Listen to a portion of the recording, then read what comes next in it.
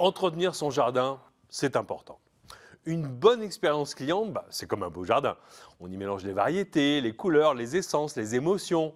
On cherche de l'harmonie de l'ensemble pour que le visiteur ou le client y passe un bon moment. Dans un jardin, il y a les mauvaises herbes. Dans l'expérience client, il y a des irritants. Les irritants, ce sont tous les tracas du client, tout ce qui vous énerve tous les jours et qui finit par faire de vous un client insatisfait.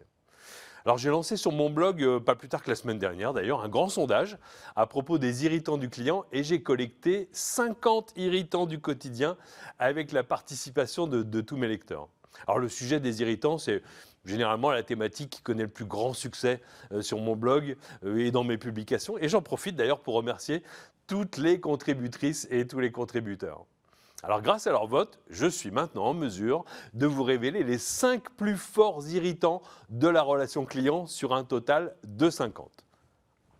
En 5e position, se faire livrer un produit défectueux et devoir faire les démarches de preuve. Il est question ici de confiance et de réduction de l'effort du client.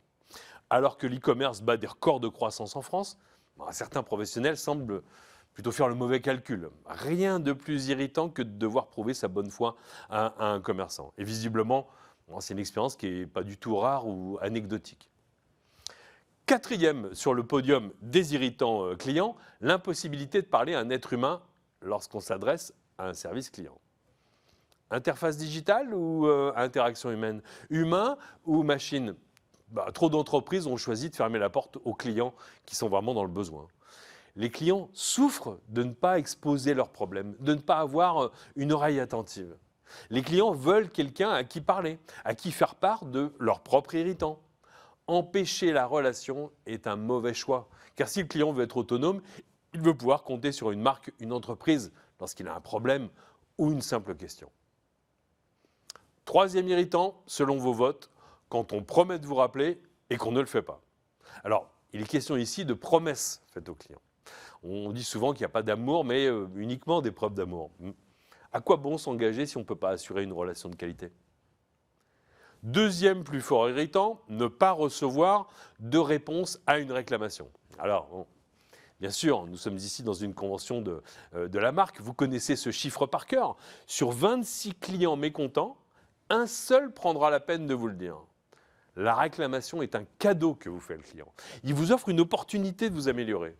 Pas lui répondre est non seulement un très fort irritant, mais un aveu d'abandon et une marque d'extrême impolitesse.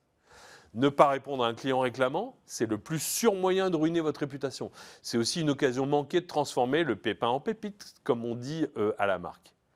Et enfin, le plus gros cactus de votre jardin, l'irritant des irritants, le sommet du mécontentement d'après vos votes, attendre longtemps au téléphone pour finalement entendre « tous nos conseillers sont occupés ».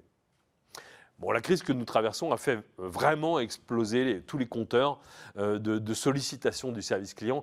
Et visiblement, vous êtes nombreux, avec une note d'irritation exceptionnelle de 4,8 sur 5, à considérer que vous ne vous levez pas le matin avec une envie folle d'appeler un service client. Avec cet irritant, de quoi on parle? On parle de la considération du client, de la bonne gestion des flux, du soin accordé aux messages automatiques qui vous font vous sortir comme un numéro et pas comme un individu. Alors, je vous invite à retrouver la liste complète des 50 irritants pour lesquels vous avez voté sur mon blog Sens du client et à poursuivre nos échanges pendant la convention de la marque qui est consacrée aujourd'hui à ce sujet passionnant. Alors, n'oubliez pas que pour faire face aux irritants et améliorer son expérience client, il faut rester optimiste et comme le personnage de Voltaire Candide qui nous rappelle une leçon essentielle, il faut cultiver notre jardin.